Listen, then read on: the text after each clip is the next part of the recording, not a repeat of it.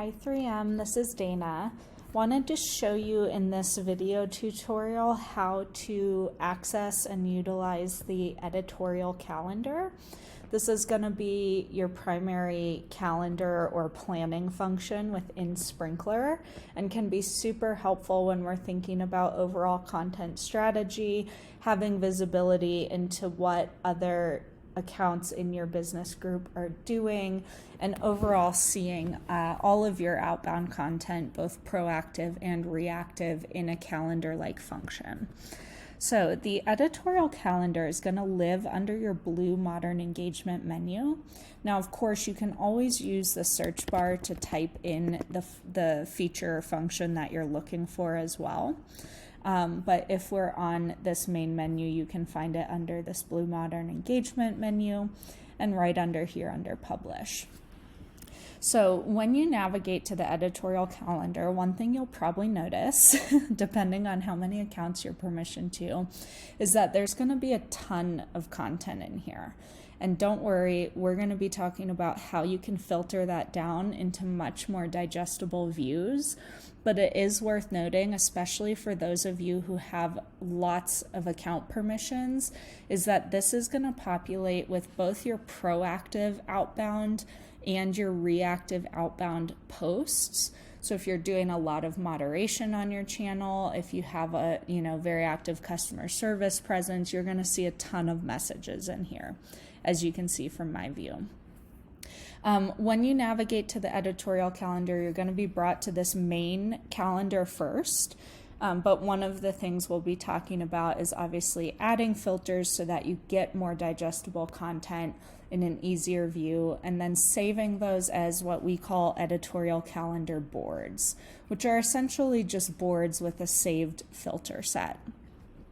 So the first thing I'll call out is that you can adjust the time frame across the top here. So this is a pretty common function you'll see throughout Sprinklr. You also have the ability to adjust the interval at which you view the content. So you'll notice if I switch to a week view, you get slightly larger thumbnails with more tags and properties visible. My preference is typically this month view, just because that's how I am often digesting the content, is in a calendar-like function. Below your time frame filters, you're going to see all of the other filters you can apply, and there are quite a few in here. So I encourage you, and this goes for all parts of Sprinklr, but encourage you to familiarize yourself with a lot of these. I will be talking through some of the key ones that you'll probably be filtering for more frequently than not. So the first is obviously this account filter. If you manage, let's say, a set of 3 or 4 accounts and you wanted to look at just a single account, you have the ability in here to select just one account. Similarly, you can select a handful of accounts. So this is just a multi-select pick list, which allows you to hand pick the accounts or the filters you want to apply. Another thing worth calling out on these filters is that we also have this exclusion option. So the default is going to be to include any of these filters. So in this case, we're including all of these individual accounts. If we wanted to look at every account you were permissioned to except for this set, we could actually remove them using an exclusion filter. So that's a capability for all filters, not just this account one. So that one I imagine you will use frequently. Another common filter might be something like business group.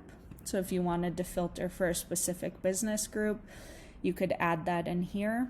You also have the ability to stack filters. So for example, if I wanted to look at the corporate business group for USAC, I could select that, and it's now looking at only accounts and content that is tagged with corporate and the 3M area of USAC. So these, you can add 100 filters if you want. It'll help you slice and dice the data in different ways. Now, let's say you've added a filter set that is applicable to the type of content that you're looking to review. The best way to save that would be to come over here to your little drop down, and you're going to see the option here to save as a board.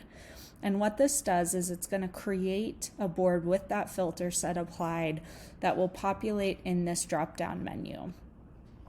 So if you select Save as Board, you can give it a name. You can add some additional view types, for example, in here.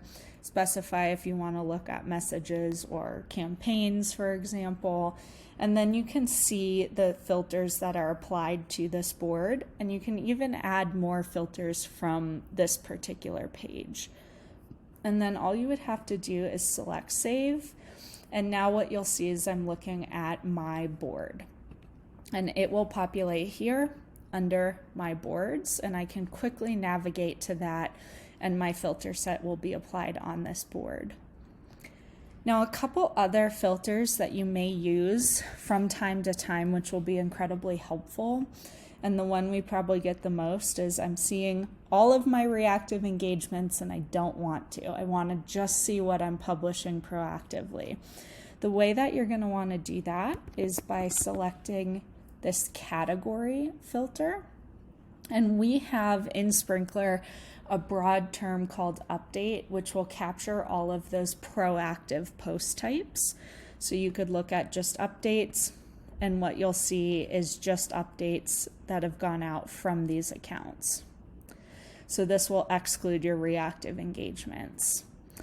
Now, another common filter that you'll see, especially on Facebook, is a filter called Is Dark Post. So a dark post will populate with a little moon icon in the right-hand corner of the post. If you want to remove your dark post, you can say Is Dark Post False, and that will remove all of your dark posts. Similarly, if you wanted to create a calendar view with only your dark posts, you could always come in here and select Is Dark Post True. So just a couple of the filter sets that we see used the most frequently. Like I said, I recommend familiarizing yourselves with all of the different types of filters that can be applied, because it can get you into very granular levels of content analysis within the editorial calendar. And the beauty of this is you can create editorial calendar boards that are filtered for the ways that you prefer to look at and analyze your content and content strategy. Hope that was helpful. Thanks.